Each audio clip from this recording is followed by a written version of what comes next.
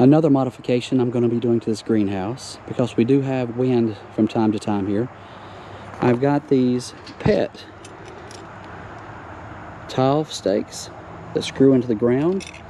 These are 16 inches tall, and what I'm going to do with these is at every post where it meets the ground, I'm going to screw one in there, one there, one there, so on both sides.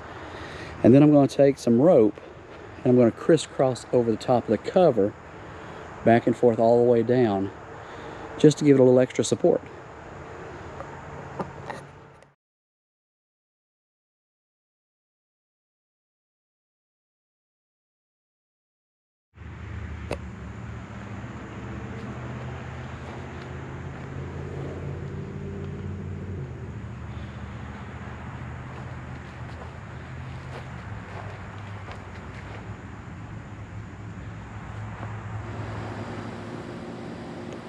And here are the ropes going from the metal stakes, crisscrossing across the top, all the way down the cover.